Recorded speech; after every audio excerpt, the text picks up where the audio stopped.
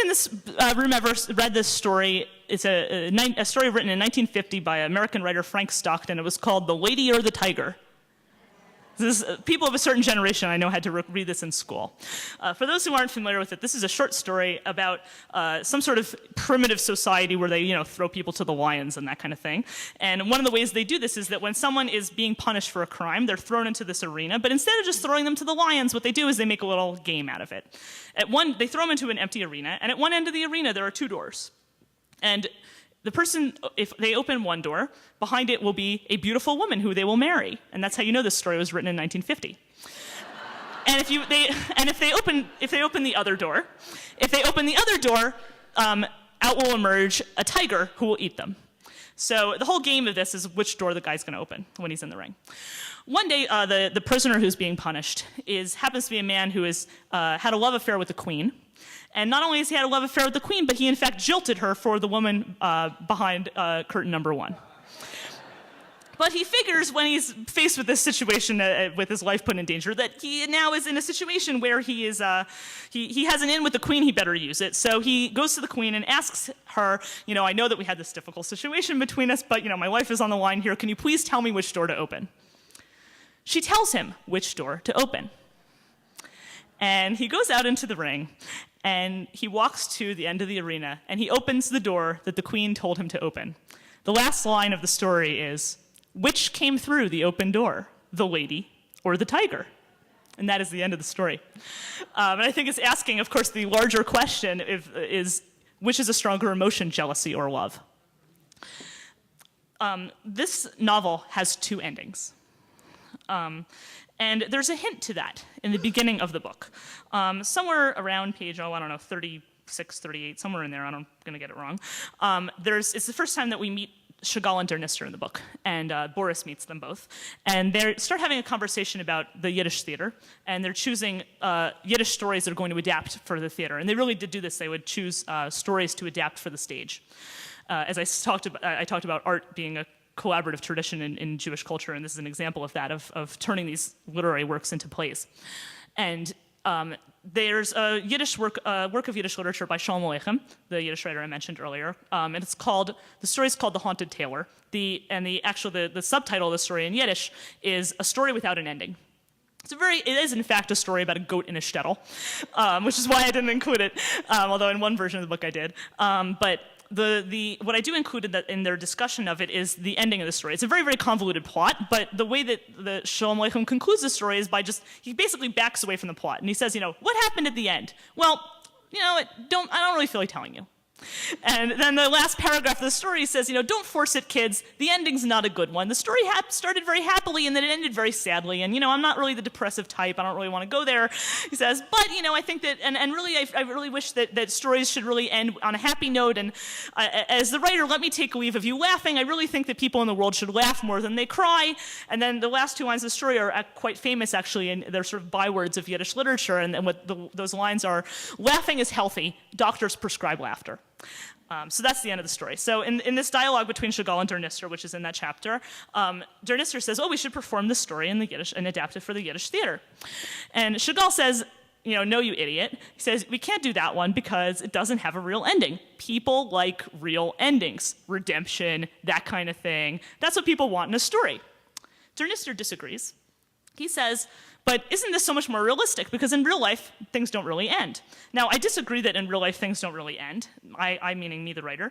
But what I do feel is that it is true that there's no such thing as a happy ending in life. Because think about it, at the end of a book, we might consider a happy ending to be a wedding.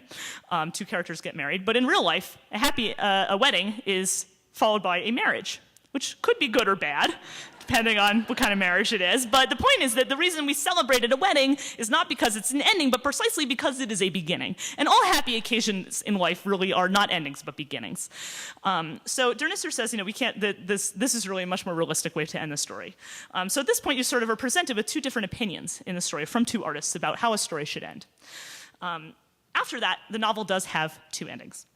At the second to last chapter of the novel, there is, for those who haven't read it, I'll just say that there's major characters in the book are placed in a perilous situation, and it is there's a point at which There's a perilous situation presented in which the main character is about to enter this kind of situation, and all it says is that he opened the door and entered the world to come. Now, what that means depends on what you think the world to come is. Now, the most obvious explanation of what the world to come is that it's an afterlife. But there are suggestions throughout the rest of the book that the world to come might be something quite different. That the world to come may be, in fact, be just what it literally sounds like in English, which is the world to come. This world in the future. And I think that there's a way that we can think of that as a kind of afterlife. Because if we say that one is rewarded for one's deeds in the world to come, why does that have to be a supernatural world? Why can't that mean that one is rewarded on Earth, in a sense, by the legacy that one leaves behind after one passes away? In other words, the impact of the things that you've done during your life are, in fact, and the ways in which you've influenced your children, your children's children, your students, your friends, your teachers, the people that you have touched in your life, that is, in fact, the impression that you have left on the world. And if that is a good impression, then that impression you have left throughout, no matter what you've done in your life, that is your place in the world to come. And that's a way that we can understand this in a totally secular, non-supernatural way.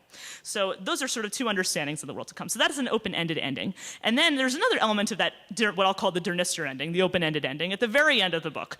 At the end of the book, when this boy the baby is about to be born, and if he falls to the earth, there's a hint of that, because when at the very last page, the very last paragraph of the book, the baby falls to the earth, it says he falls to the earth laughing.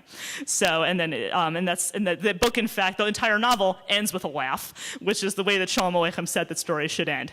And he's also, of course, he's being born into a hospital with doctors, because laughing is healthy and doctors prescribe laughter. So that's the Der Nister ending, in a sense, to the book. But there's also a Chagall ending, which is sort of built into the book, which is the more redemptive and more conclusive ending to the book, which I think is there for those who are looking for it. And there's a couple ways in which that appears. One is that in the final chapter, for those who have read it, know that this is sort of the supernatural presentation of a world to come as an afterlife and a before life. In that supernatural world, where the baby is being presented with all of his deceased ancestors, Benjamin Ziskind is not there. He doesn't appear in that world to come. And then another thing, I think, but the more significant thing that comes up in that final chapter is that when the baby is about to be born, his grandparents, who have been educating him and preparing him for his birth, tell him that this world to come, this magical place where you're drinking books and learning all these secrets of the world, this world to come is just a forgery. It's a fake. This world to come is just an imitation of the real world to come, which is the world that you are about to be born into. And that is the world to come, that the place where you're going to live the rest of your life. And so if we take that if we take that explanation, then we can see it's sort of what I call the Chagall ending to the book, the redemptive ending to the book, because that sort of is a very open statement that the world to come is in fact this world. And if that's true, then a character who opens the door and enters the world to come is in fact entering his future on this earth. So those are my two offerings to the way the book can end, The Lady or the Tiger.